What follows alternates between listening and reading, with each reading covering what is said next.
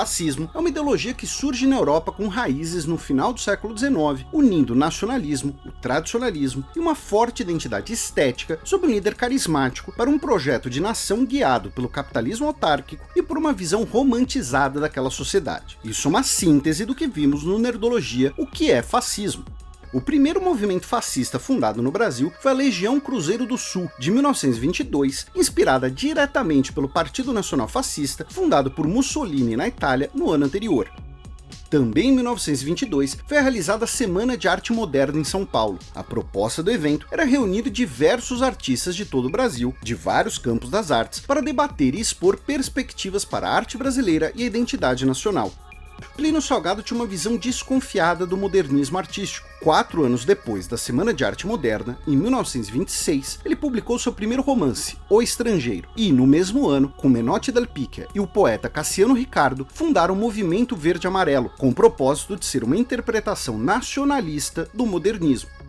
O trio também lançou, em 1927, o Movimento da Anta, uma exaltação dos indígenas brasileiros, especialmente os Tupi, como a legítima expressão da identidade nacional brasileira. Também nesse ano, Plínio Salgado publicou seu primeiro livro com caráter de manifesto político, a obra Literatura e Política.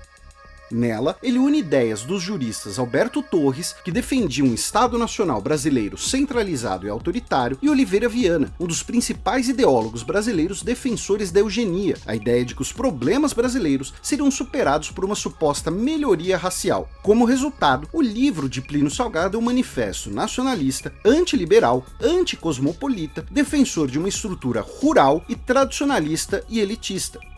Em 1928, Plínio Salgado foi eleito deputado estadual em São Paulo e, em 1930, apoiou a candidatura do candidato do PRP à presidência da República, Júlio Prestes, contra Getúlio Vargas. Pouco depois das eleições, Plínio Salgado viajou à Europa, visitando a Itália, onde foi profundamente impactado por Mussolini e a estrutura do Partido Fascista Italiano. Ele retornou ao Brasil no dia 4 de outubro de 1930, um dia depois do início da Revolução de 1930, que depôs o presidente Washington Luiz e impediu a posse de Júlio Prestes. Inicialmente, Plínio Salgado defendeu o ex-presidente, mas, talvez por sobrevivência política, talvez por perceber a oportunidade para formalizar o seu movimento político, tornou-se um apoiador de Vargas. O contexto do início da década de 1930 está diretamente ligado à consolidação e expansão do fascismo pelo mundo, especialmente como consequência da crise de 1929. Os efeitos econômicos da crise enfraqueceram o liberalismo e fortaleceram movimentos de massa, como os fascismos ou os partidos comunistas. No caso brasileiro, a Revolução de 1930 também trouxe um debate sobre a identidade e a política nacional. Em resumo, naquele momento, o modelo federal bastante descentralizado da Primeira República era debatido por supostamente prejudicar o país e favorecer as elites agrárias locais, que dependiam apenas de acordos políticos entre elas e não de propostas nacionais ou de relação com as massas. Os anos 1930 e 1940, além do golpe do Estado Novo, que estabelece a ditadura de Vargas em 1937, serão de debates e confrontos entre diferentes concepções de como deveria ser o Estado brasileiro e a identidade nacional. Foi nesse cenário que, em 1932, via o Manifesto de Outubro, Miguel Reale, Gustavo Barroso e Plínio Salgado fundaram a Ação Integralista Brasileira. Esteticamente, o integralismo era uma cópia quase direta do fascismo italiano. Militantes uniformizados, com camisas verdes e braçadeiras com o símbolo do partido, uma estrutura partidária hierarquizada, manifestações de rua com caráter marcial e uma retórica agressiva que buscava deslegitimar qualquer oposição. O símbolo do partido era a letra grega sigma, que simboliza o somatório, e seus integrantes faziam uma adaptação da saudação romana, acompanhada pela palavra tupi anauê. Plínio Salgado tinha o título de chefe nacional do partido. Ideologicamente, o integralismo se aproxima mais do fascismo clerical ibérico, uma mistura de nacionalismo, anticomunismo, identidade católica e um projeto de desenvolvimento nacional guiado por um regime de partido único e uma economia autárquica. O lema integralista, Deus, Pátria e Família, inclusive, é o mesmo da ditadura fascista de Antônio Salazar em Portugal. Uma divergência interna era de que Plínio Salgado defendia a miscigenação como formadora da nação brasileira, enquanto outras lideranças tinham visões racistas e antissemitas da sociedade. O integralismo cresceu rapidamente, especialmente entre pessoas de classe média urbana descontentes com o período e com comunidades de imigrantes como italianos e alemães. Com mais de 600 mil integrantes em seu auge, em 1936, o integralismo foi um dos primeiros partidos nacionais como organização de massas. O declínio da ação integralista, entretanto, foi quase tão rápido quanto sua ascensão. O integralismo era utilizado por Vargas na década de 1930 como um grupo à direita para combater o Partido Comunista e os grupos de esquerda, que ele via como ameaças maiores ao seu poder. Eram comuns choques entre integralistas e comunistas, e talvez o exemplo mais conhecido seja a Batalha da Praça da Sé, em 1934, que resultou em 7 mortos, no que parte da imprensa chamou de Revoada das Galinhas Verdes, referência à fuga e à cor das camisas integralistas. Em 1936, a Ação Integralista elegeu 20 prefeitos e Plínio Salgado despontou como potencial candidato a presidente. O golpe de 1937 impediu esses planos e a Ação Integralista foi um dos últimos partidos a ser banido na época. Inicialmente, Plínio Salgado apoiou o golpe, acreditando que seria ministro da Educação do governo Vargas para promover a sua revolução espiritual. A justificativa para o golpe militar foi um documento forjado por um militar integralista, que denunciava uma falsa conspiração comunista e judaica.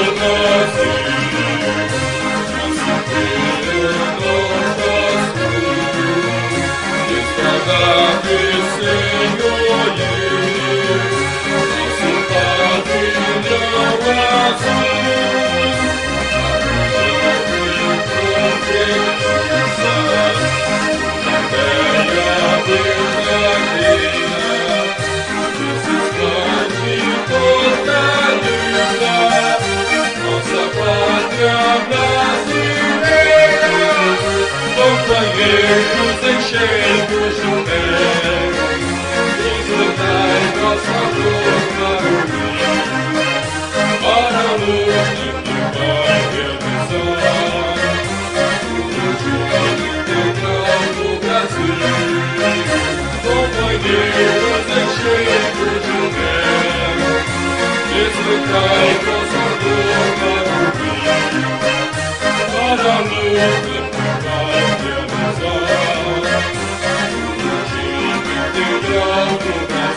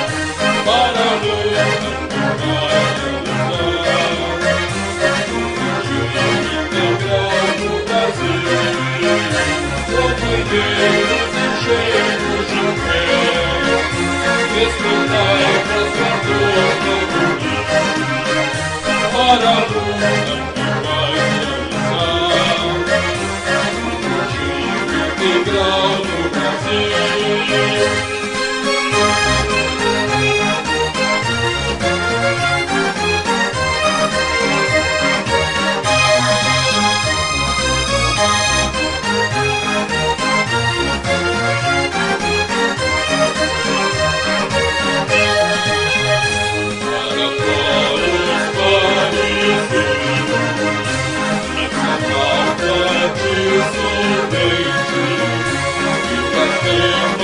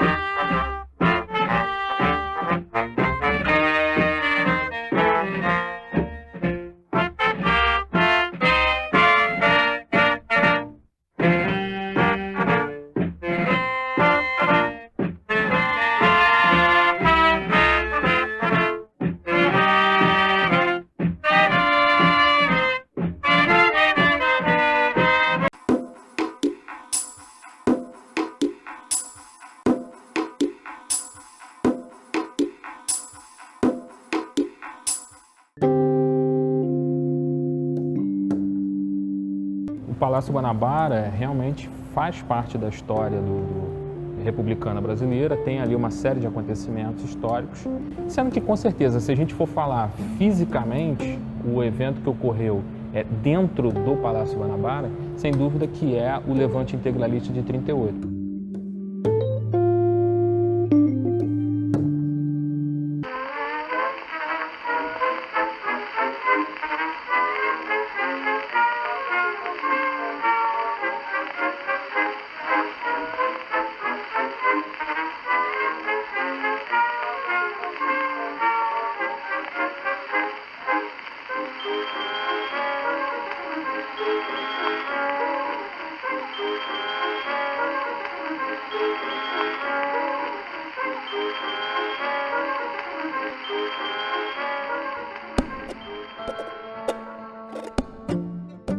A ideia de tomar a Rádio Mairinque Veiga é de que, através dali, você possa irradiar informações para a cidade e, se possível, mesmo antes de tomar o poder, já dizer que o Vargas tinha sido derrotado e que a vitória integralista já era um fato. É uma questão informacional.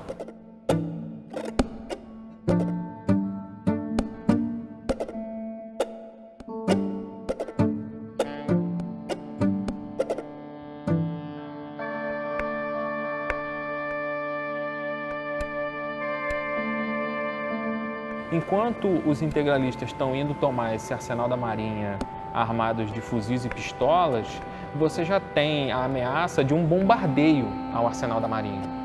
Então já havia informação de que, caso houvesse sucesso na tomada do prédio da Marinha, aquele local seria bombardeado com artilharia maciça. Então não houve a proximidade da vitória nesse caso, porque a diferença era muito grande. Por mais que tenha causado uma certa comoção, a diferença de forças era muito grande. Tanto é que não dura mais do que algumas horas.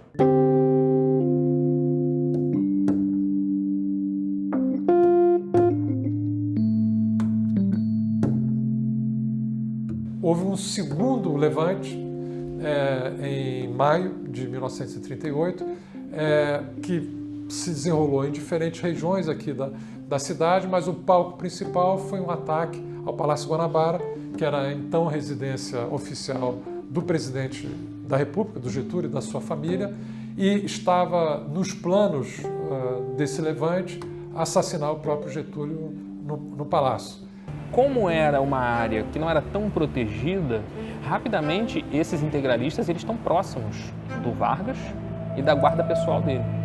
Então o que acontece? No meio dessa história, você tem o presidente do Brasil, a filha dele, Alzira Vargas, empunhando pistolas e trocando tiro com os integralistas. Naquele momento, todos estão ali e a defesa do palácio vai ser feita pelo próprio Vargas e pela filha dele. Um dos tiros que os integralistas dão, ele acerta o escritório do Vargas e pega na cadeira dele. Então, quer dizer, foi um momento tenso, mas que acabou servindo para melhorar a imagem do próprio Vargas. Porque você imagina o seguinte, você vai tentar tirar um presidente do poder e ele passa a mão numa pistola junto com a filha dele e está rolando no chão e trocando tiro com os revoltosos. Isso passa uma impressão de bravura, isso passa uma impressão de intrepidez, de heroísmo, que o próprio Vargas vai se aproveitar disso em conluio com a imprensa, que já estava controlada depois do golpe do Estado Novo.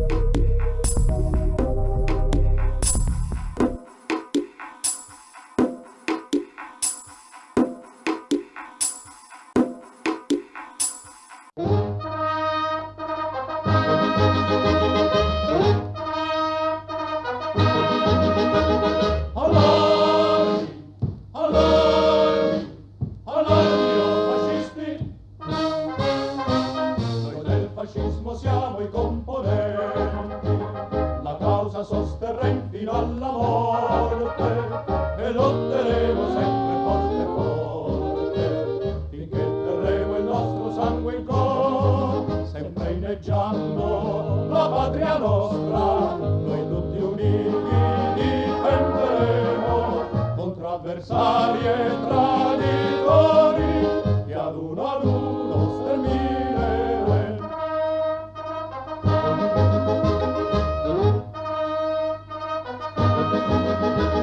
Allarmi, allarmi, allarmi, oh fascisti! Lo scopo nostro tutti noi sappiamo, combattere con certezza di vittoria, e questo non sia mai sol per la gloria, ma per giusta ragion di libertà. I bolscevichi che combattiamo, noi saprem bene farli e al grido nostro quella canaglia dovrà tremare, dovrà tremare.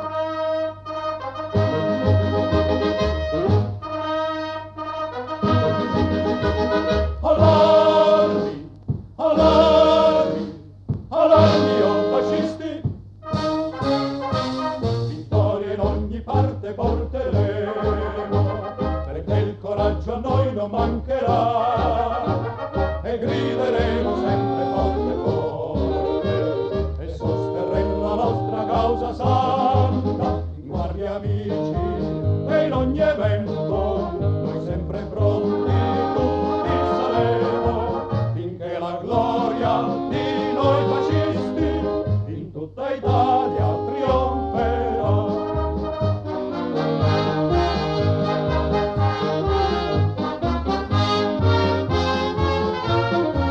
Finché la gloria di noi fascisti in tutta Italia trionferà. Finché la gloria di noi fascisti in tutta Italia trionferà.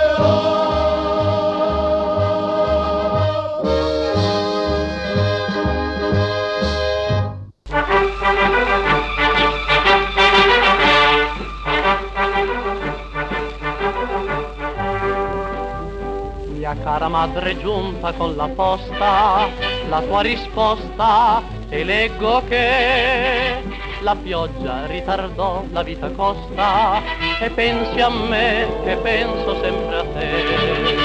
Ma poi ti fai coraggio, sorridi e scrivi che tu pure fai la guerra insieme a me.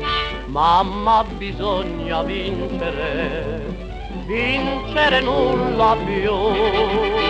E tu mi scrivi come si può perdere con un figliolo al fronte come te. Mamma, bisogna vincere, vincere, vincerò. Farò tutto il possibile per non fermarmi più, il resto mamma eroica fallo tu.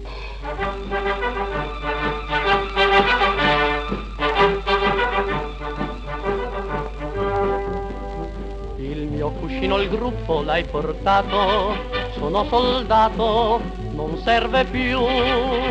Nell'orticello sotto il pergolato, strappa quei fiori e spargi grano d'oro.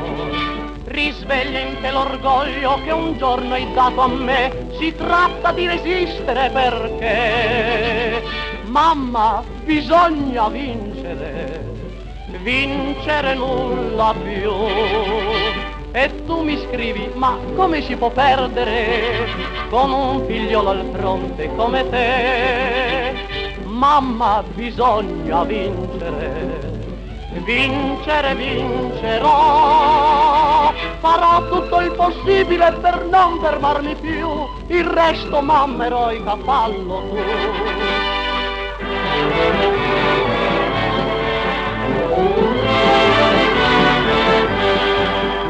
Pensando ai nostri fanti che combattono, qualunque sacrificio si farà.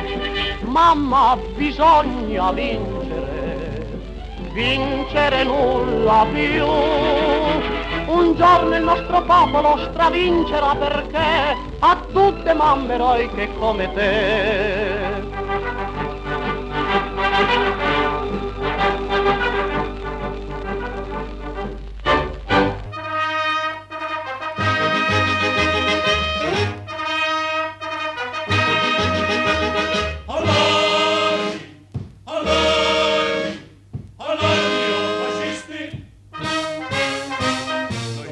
fascismo siamo i componenti, la causa sosterremo fino alla morte e lotteremo sempre forte forte, finché terremo il nostro sangue in cor, sempre inneggiando la patria nostra, noi tutti uniti difenderemo contro avversari e traditori che ad uno stermineremo.